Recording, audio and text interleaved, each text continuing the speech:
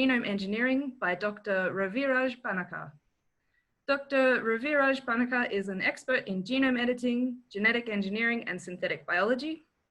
Dr. Raviraj obtained his PhD in biotechnology in 2016 at the University of Lleida in Spain.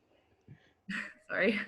He is the recipient of the Excellent Cum Laude Award from the Government of Spain, which is the highest civilian award for an outstanding PhD research. During his postdoc research time at Iowa State University in the USA and the University of Minnesota, also in the USA, he has developed genome editing and precise genome editing technologies to manipulate DNA in cells.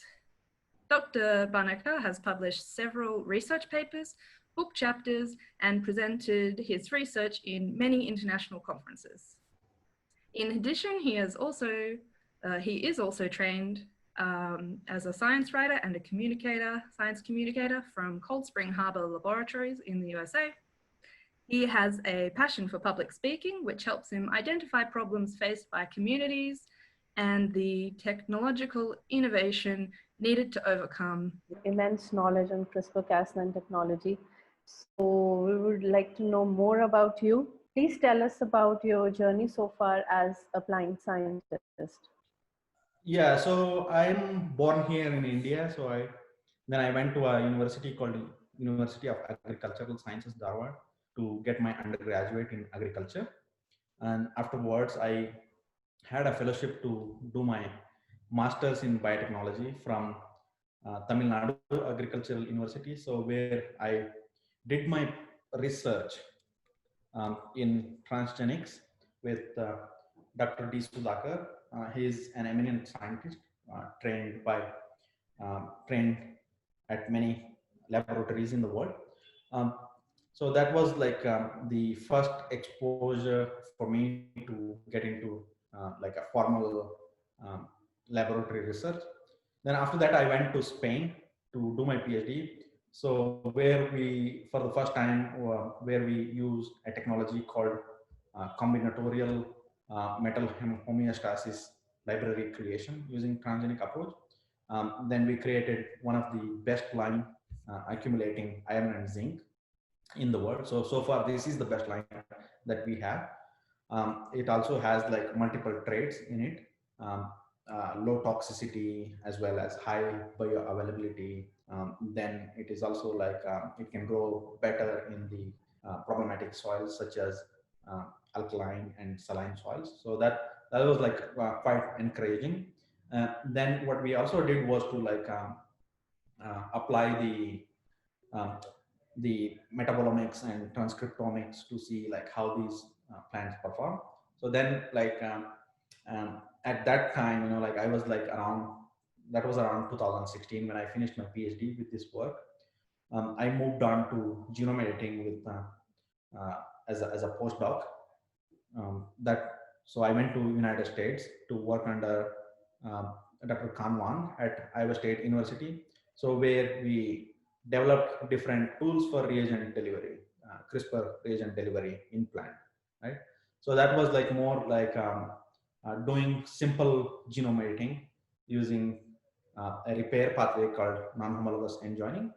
But I always wanted to like, you know, that, so during that process, like over the years, I always wanted to like build new technologies as well as like improve the technologies that are present, you know. So it's not just like you have a protocol and you repeat. It's also like, can you improve that protocol to be more efficient? You have a technology, can you like create new technologies from this? So the technology creation part that led me to several different places. So one of the exciting place that I would say is like my time with Feng Zhang at University of Minnesota. So that was like an incredibly hardcore technology building experience that I had. So there were many failures in that journey of 2 years, but that was an incredible learning experience. So we also like succeeded in several fronts. We also had limited success in several fronts, but we failed in most fronts that we have tried.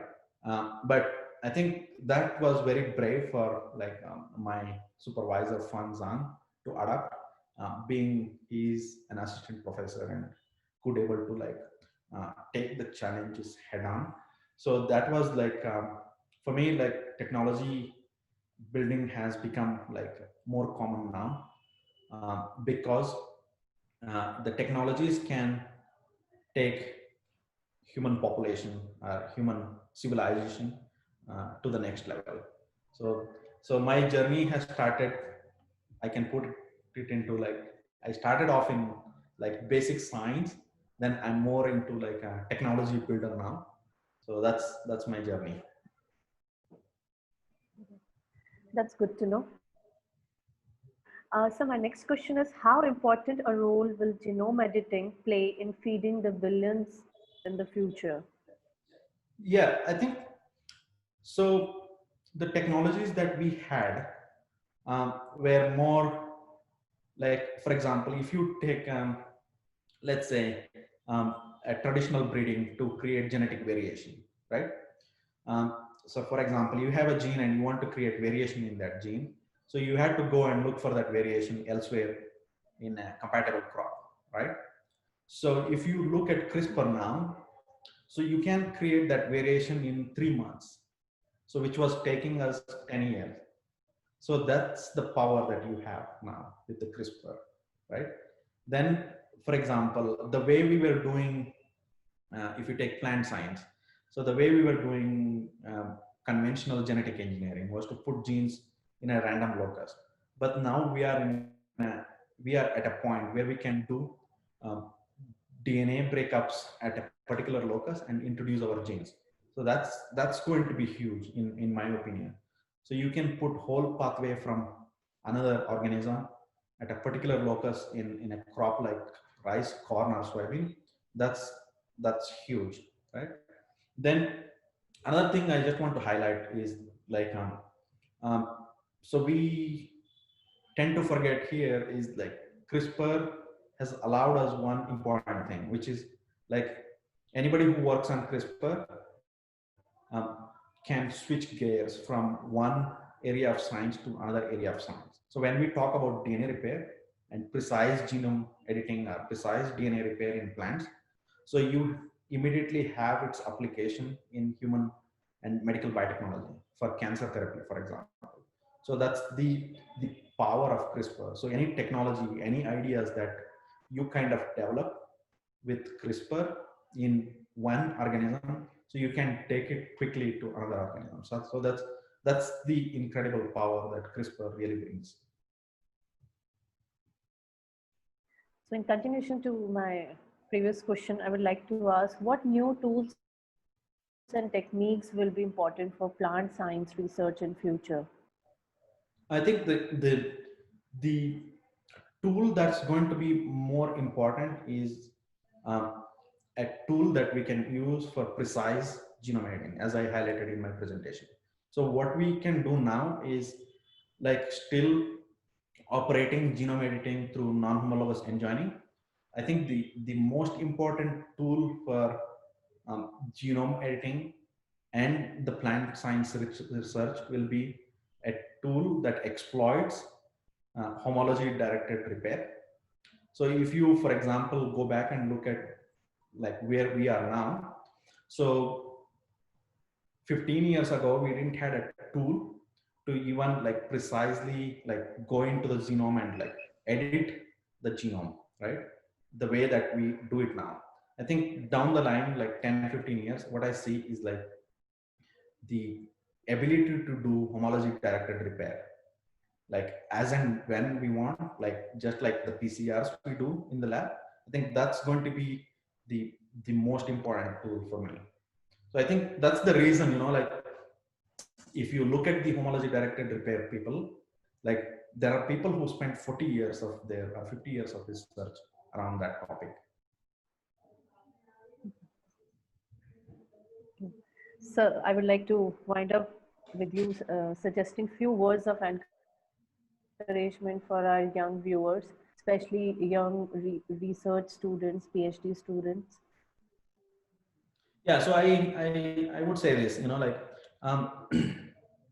so like there is like incredible number of opportunities that exist in the world.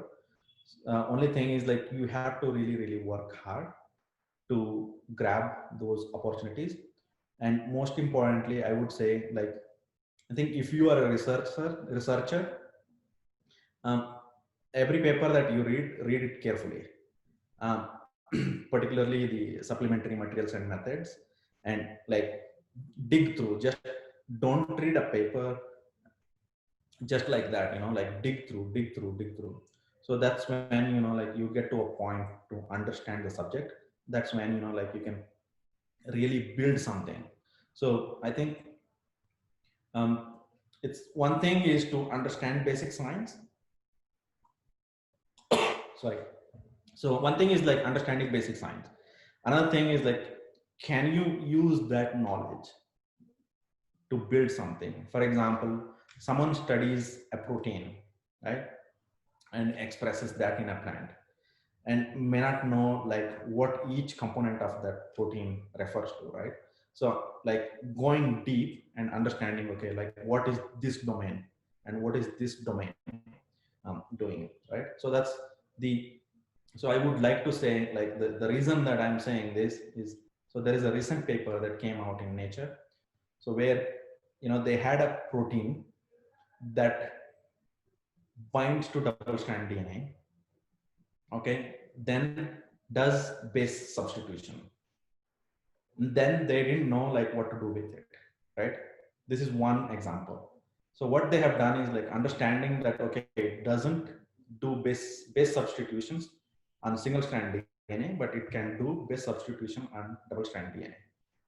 So they collaborated with someone who works on talents, and they combined this knowledge, right? Double strand DNA based substitution plus talent, and they created a technology called mitochondrial genome editing, right? So this is the power of like reading depth and dissecting things and knowing, okay, so where you can connect the spots, right? So if you look back at how things are unwound, uh, for example with CRISPR also, so that it again goes to like deep way of looking at. So the key character that young scientists should pursue is to read deep and dissect each part and trying to like see what you can do with those parts. Okay. So with your nice presentation and your valuable comments for the young viewers, now I would like to thank you, and I'll ask Shubho now